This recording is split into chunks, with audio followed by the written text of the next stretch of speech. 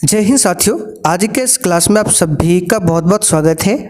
तो साथियों, Bihar police constable exam के लिए आज फिर से रिवीजन सीरीज में एक नया प्रैक्टिस सेट को लेकर आए हैं, जिसमें साथियों आपको जीके, साइंस, हिंदी, व्याकरण और मैथ्स के क्वेश्चन देखने को मिलेंगे। कुछ क्वेश्चन करंट अफेयर्स का भी है।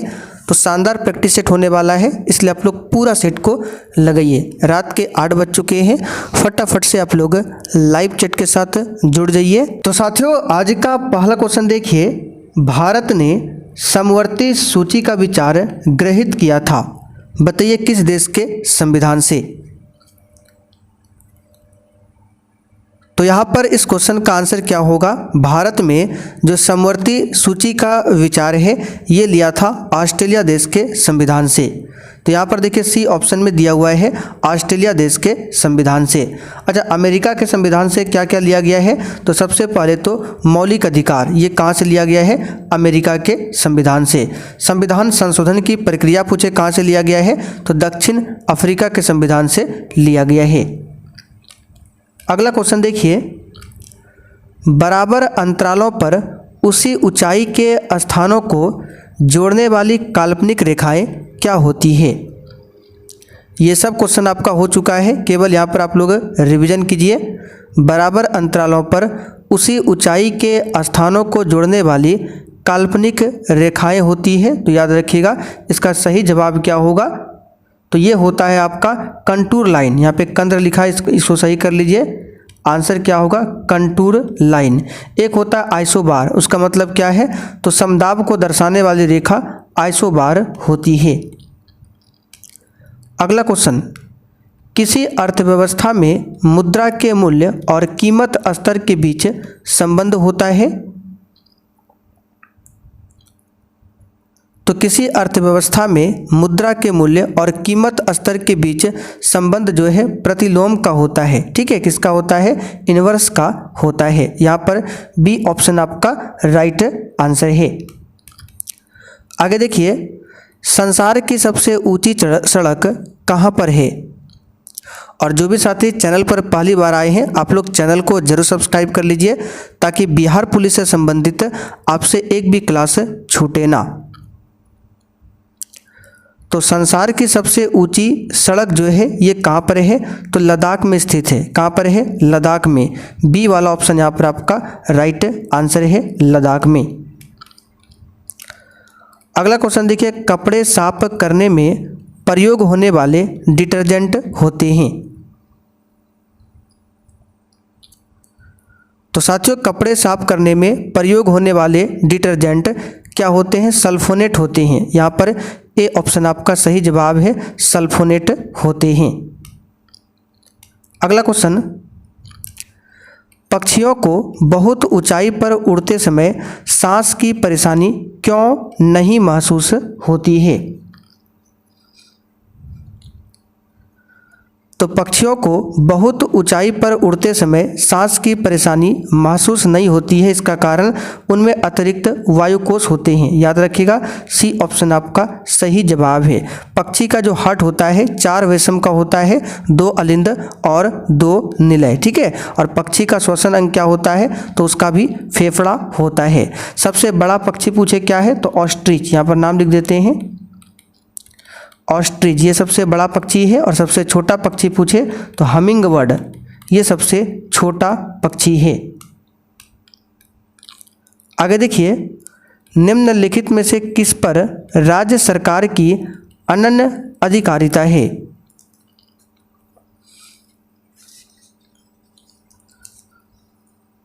तो इसका सही जवाब है बिक्री कर, सेल्स टैक्स पर। ठीक है, बिक्री कर पर राज्य सरकार का अनन्य अधिकारिता है। बिक्री कर की बात करें तो राज्य सरकार का अप्रत्यक्ष कर है। निगम कर की बात करें, कॉरपोरेशन टैक्स, तो केंद्र सरकार का ये प्रत्यक्ष कर है। सीमा शुल्क की बात करें, कस्टम्स ड्यूटी की, तो केंद्र सरकार का ये अप्रत्यक्ष कर है। और आयकर की बात करें, इनकम टैक्स, तो अगर आपसे पूछे जो आयकर है ये केंद्र सरकार का क्या है? तो प्रत्यक्ष कर है। ठीक है, जो केंद्र और राज्यों के बीच बढ़ता है आयकर, यानी कि इनकम टैक्स। अच्छा, भारत में पूछे जो वैट है VAT ये कब लागू किया गया था? तो 1 अप्रैल 2005। अभी GST की बात करें, ये कब लागू हुआ है? 1 जुलाई 2017 से। विश्व का सबसे पहला देश कौन सा है GST लागू करने वाला? तो वो है फ्रांस। फ्रांस में GST 1954 में लागू हुआ था। स्लैग यह नियम किसे दिया जाता है? इसका आंसर है गलित कैल्शियम सिलिकेट। डी वाला ऑप्शन आपका राइट आंसर है। अर्थ के आधार पर क्रिया विशेषण के कितने भेद हैं? बताइए क्वेश्चन 9 के लिए आंसर। तो साथियों अर्थ के आधार पर क्रिया विशेषण के कितने भेद हैं? इसका सही जवाब है 4 भेद है। कितने भेद है? 4। कालवाचक, स्थानवाचक, रीतिवाचक और परिणामवाचक।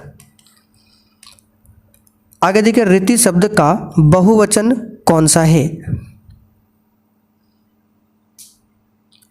तो साथियों रीति शब्द का बहुवचन है रीतियां।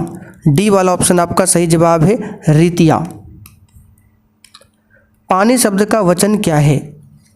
फटाफट से आंसर लगाते चलिए, रिवीजन का क्लास है। पानी शब्द का वचन क्या है?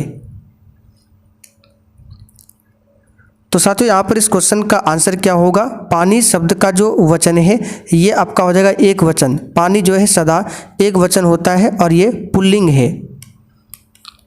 अगला क्वेश्चन, दिए गए वाक्य में काले शब्द का विलोम शब्द ज्ञात कीजिए।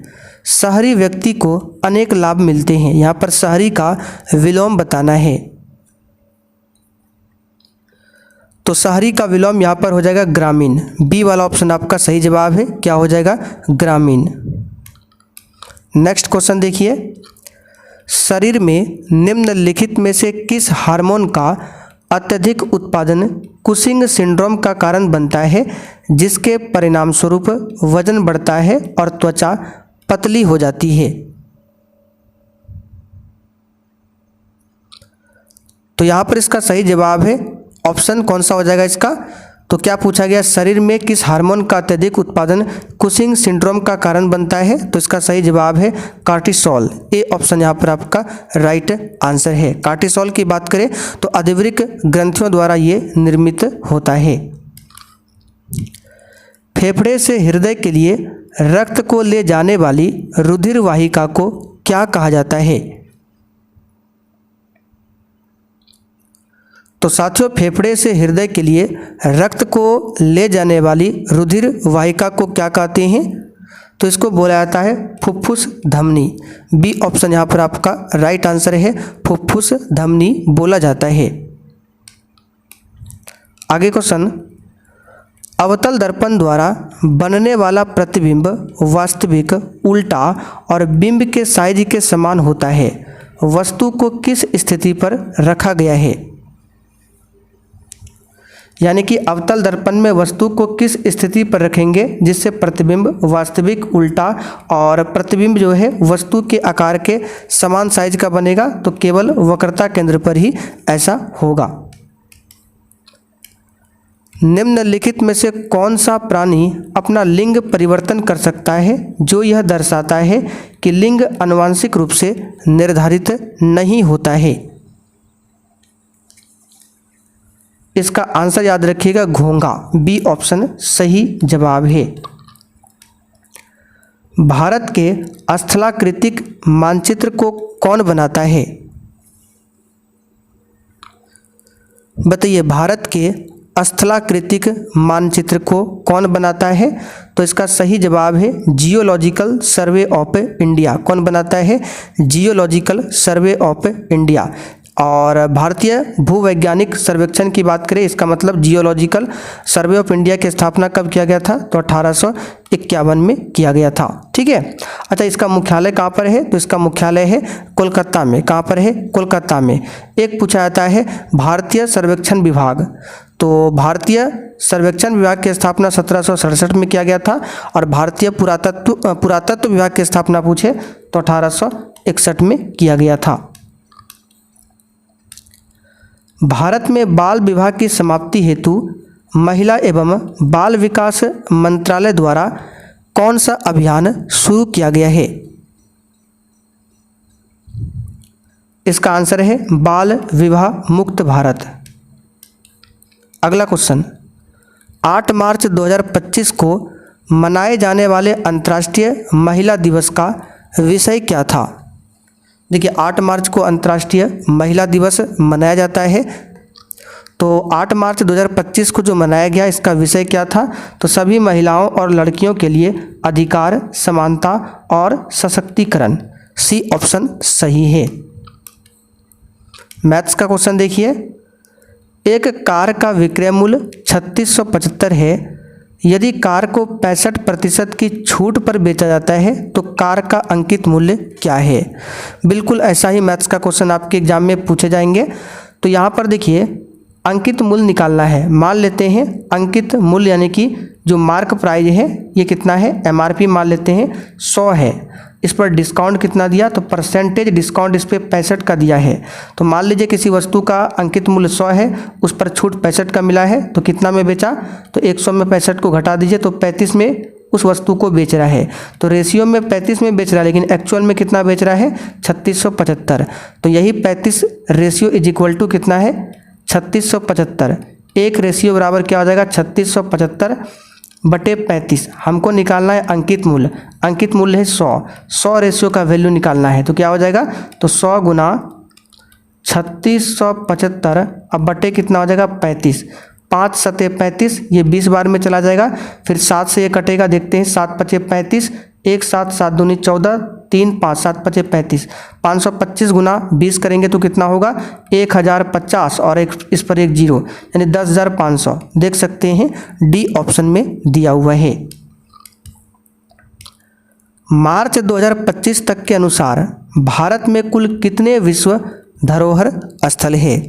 सीधा एग्जाम में छपने वाला क्वेश्चन है, बताइए इसका आंसर। तो मार्च 2025 तक भारत में 43 विश्व धरोहर स्थल है। कितना? 43। निम्नलिखित में से किसने सबसे पहले यह कहा था कि पृथ्वी गोलाकार है? बताइए किसने कहा था? तो यहाँ पर इस क्वेश्चन का आंसर क्या हो जाएगा? ये सबसे पहले कथन किसका है कि पृथ्वी गोलाकार है? तो इसका सही जवाब है अरस्तु का। ए ऑप्शन यहाँ पर आपका सही जवाब है, अरस्तु। एक पुस्तक बताते हैं भारत का भूगोल। भारत का भूगोल, इस पुस्तक के लेखक कौन है? तो टॉलमी। टॉलमी जो है भारत भूगोल नामक पुस्तक के लेखक है। अगला क्वेश्चन, चंगेज खां के अधीन मंगोलों का भारत पर आक्रमण का खतरा था। बताइए किसके शासनकाल में था? चंगेज खां के अधीन मंगोलों का भारत पर आक्रमण खतरा था। किसके शासनकाल में? तो इल्तुतमिश के शासनकाल में। सी ऑप्शन आपका राइट आंसर है। चंगेज खां का मूल निवास स्थान कहाँ था? मंगोलिया। चंगेज खां का वास्तविक नाम क्या था? तेमुचिन। तेमुचिन ये चंगेज खां का वास्तविक नाम था। आगे देखिए, क्वार्टजाइट कायांतरित चट्टानें होता है।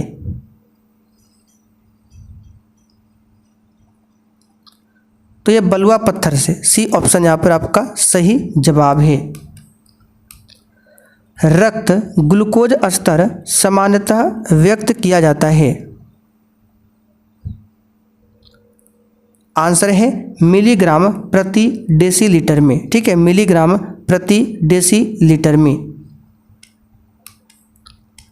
शीतल पेयों जैसे कोला में पर्याप्त मात्रा में होती है। तो इसमें कैफीन होता है। क्या होता है? कैफीन। ए ऑप्शन आपका सही है। गाजर निम्नलिखित में से किस विटामिन का संपन्न स्रोत है? बताइए तो गाजर जो है किस विटामिन का संपन्न स्रोत है? तो इस क्वेश्चन का आंसर हो जाएगा विटामिन ए का। किसका है? विटामिन ए का। विटामिन बी का रासायनिक नाम क्या है? तो थायमिन। विटामिन बी सेवन का रासायनिक नाम पूछे, बायोटिन। और विटामिन बी सेवन की कमी से लकवा, शरीर में दर्द, बालों का गिरना, ये होता है विटामिन बी सेवन की कमी से। विटामिन बी फाइव का रासायनिक नाम पूछा जाता है जो कि पेंटोथेनिक अम्ल है। विटामिन बी थ्री का रासायनिक नाम पूछा जाता है। आप लोग कमेंट करके बताइए इसका रासायनिक नाम क्या है। पाचन क्रिया में प्रोटीन निम्नलिखित में से किस पदार्थ में बदल जाते हैं? और देखिए साथियों, जिसने अभी तक सेशन को लाइक नहीं किया है, आपसे रिक्वेस्ट है आप लोग सेशन को साथ में लाइक करते हुए चलिए। तो पाचन क्रिया में प्रोटीन जो है किस पदार्थ में बदल जाते हैं? इसका सही जवाब है अमीनो अम्ल में। सी ऑप्शन आपका सही है। 20 प्रकार के अमीनो अम्ल के मिलने से एक प्रोटीन का निर्माण होता है। प्रोटीन जो है कार्बनिक पदार्थ है और प्रोटीन ऊतकों के निर्माण के लिए आवश्यक है। राष्ट्रीय पादप आनुवांशिक संसाधन ब्यूरो निम्नलिखित में से किस शहर में स्थित है?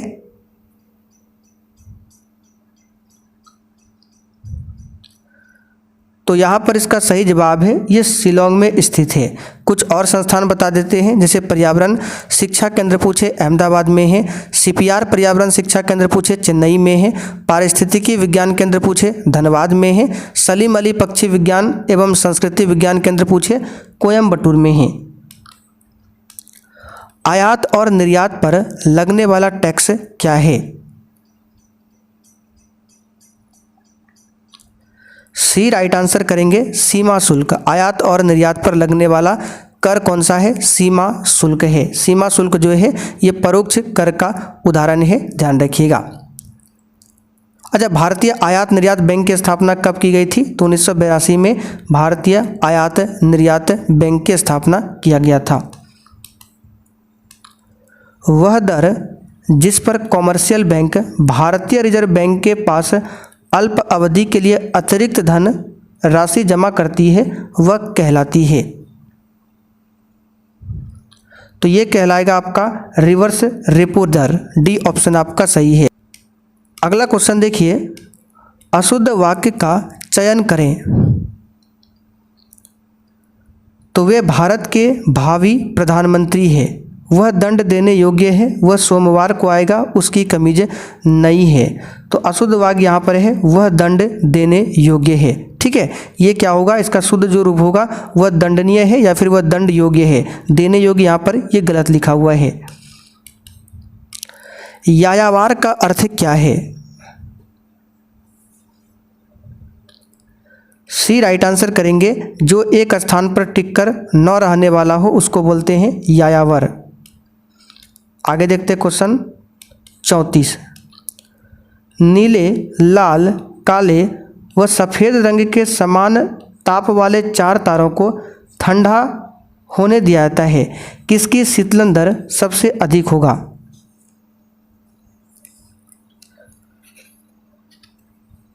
तो यहाँ पर इस क्वेश्चन का आंसर क्या हो जाएगा? तो इसका सही जवाब है सफ़ेद का। ठीक है, किसका होगा? सफ़ेद का। डी वाला ऑप्शन यहाँ पर राइट है। आगे देखते हैं, यदि एक वर्णीय प्रकाश की किरण एक माध्यम से दूसरे माध्यम में जाती है तो निम्नलिखित में से कौन सी राशि अपरिवर्तित रहती है? तो यह है फ्रीक्वेंसी यानी कि आवृत्ति, ये नहीं बदलता है। डी ऑप्शन आपका सही जवाब है। यदि प्रकाश किरण एक माध्यम से दूसरे माध्यम में जाता है तो तरंगदैर्घ्य बदलेगा, तरंग का वेग भी बदलेगा और आयाम बदलेगा, लेकिन फ्रीक्वेंसी नहीं बदलता है। अच्छा, एक क्वेश्चन बताइए, प्रकाश का जो तरंग सिद्धांत है वो किस वैज्ञानिक ने दिया था? तो याद रखिएगा वो दिया था न्यूटन ने। प्रकाश तरंग सिद्धांत दिया था न्यूटन ने। निम्नलिखित में से वह पोषक तत्व जो महत्वपूर्ण अंगों के लिए गद्दे के समान कार्य करता है और उनकी झटके तथा बाहरी चोटों से रक्षा करता है, बताइए क्या है? तो यह है वसा। ए ऑप्शन आपका सही जवाब है। वसा वह पोषक तत्व है जो महत्वपूर्ण अंगों के लिए गद्दे के समान कार्य करता है और उनकी झटके तथा बाहरी चोटों से रक्षा करता है। फैट यानी कि वसा। रोवाल्फिया सर्वेंटिना एक है, क्या है? सी राइट आंसर है, औषधीय पादप है। क्या है? औषधीय पादप। आगे देखते हैं। एंजियोस्पर्म के प्रजनन भाग फूल में स्थित होते हैं, जहां मादा प्रजनन भाग 3 भागों वर्तिकाग्र, वर्तिका और अंडाशय से बना होता है और इसे क्या कहा जाता है? इसे कहा जाता है स्त्री केसर। आगे देखते हैं। निम्न में से कौन सा समास विग्रह सही नहीं है? बताइए कौन सा समास विग्रह सही नहीं है? तो यहां पर क्वेश्चन नंबर 39 के लिए आंसर क्या हो जाएगा? तो यहां पर देख सकते हैं दशानन बहुब्री समास बिल्कुल सही है। राजपुत्र तत्पुरुष समास, प्रतिदिन कर्मधारय ये गलत है। प्रतिदिन जो है अव्ययी भाव समास है। संख्याओं के निम्नलिखित सेट का माध्य ज्ञात करें। यहाँ पर संख्या दिया हुआ है, इसका माध्य निकालना है। तो कुछ मत कीजिए, सबको इस तरह से जोड़ दीजिए, इस तरह से प्लस करके, ठीक है, इस तरह से प्लस करना है सबको जोड़ के, और जितना भी अंक है उससे डिवाइड कर देना है, माध्य निकल जाएगा। तो 1 2 3 4 5 6 7 8 9 10 11 12, टोटल 12 अंक है। तो जब सबको जोड़ेंगे तो जोड़ कर आएगा आपका 51/12 और 12 से भाग करेंगे तो ये आएगा 4.25। देख सकते हैं बी ऑप्शन में दिया हुआ है। दिए गए शब्द का विलोम शब्द ज्ञात कीजिए। तानाशाह, इसका विलोम बताना है, क्या होगा? तो तानाशाह का विलोम यहां पर क्या हो जाएगा? डी वाला लोकशाह। क्या होगा? लोकशाह। निम्नलिखित में से किसका संबंध बिहार सोशलिस्ट पार्टी से था? ए राइट आंसर करेंगे जयप्रकाश नारायण। ठीक है, जयप्रकाश नारायण, इनको लोक नायक की उपाधि दी गई है जयप्रकाश नारायण को। चलिए आगे बढ़ते हैं। निम्नलिखित में से खिलाफत आंदोलन का परिणाम क्या था?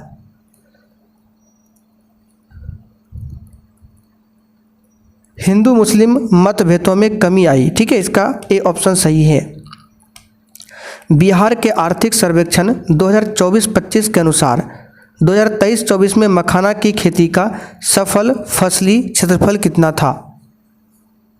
इसको याद कीजिए, इंपॉर्टेंट है। 27.8 हजार हेक्टेयर। ठीक है, सी ऑप्शन आपका सही है। और केंद्रीय बजट 2025-26 में बिहार में नया मखाना बोर्ड स्थापित किए जाने की घोषणा हुई है। मखाना का वानस्पतिक नाम क्या है? यूरियल फेरोक्स। यहाँ पर नाम लिख देते हैं, यूरियल फेरोक्स। ये मखाना का क्या है? वानस्पतिक नाम है। पूर्ण स्वराज संकल्प को भारतीय राष्ट्रीय कांग्रेस के लाहौर अधिवेशन में किसने प्रस्तुत किया था? यह क्या था? पंडित जवाहरलाल नेहरू ने। सिंपल सा क्वेश्चन है।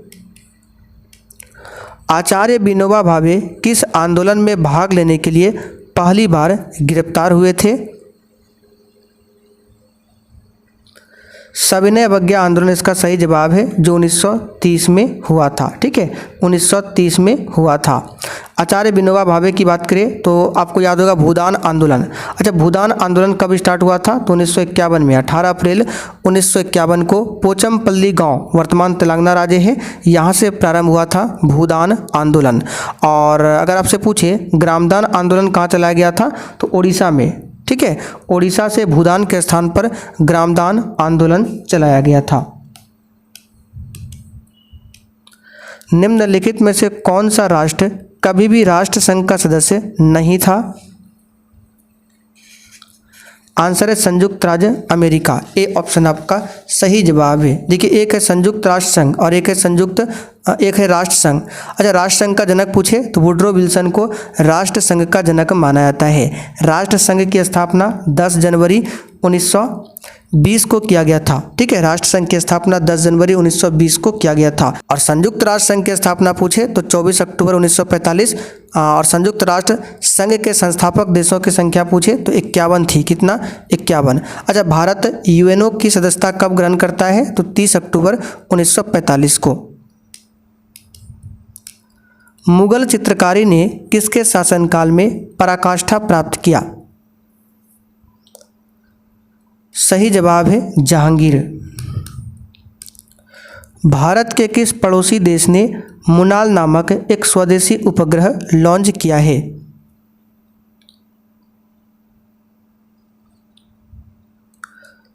तो ये सही जवाब है नेपाल। नेपाल की राजधानी कहाँ पर है बताइए तो? भरतपुर पक्षी अभ्यारण्य कहाँ स्थित है?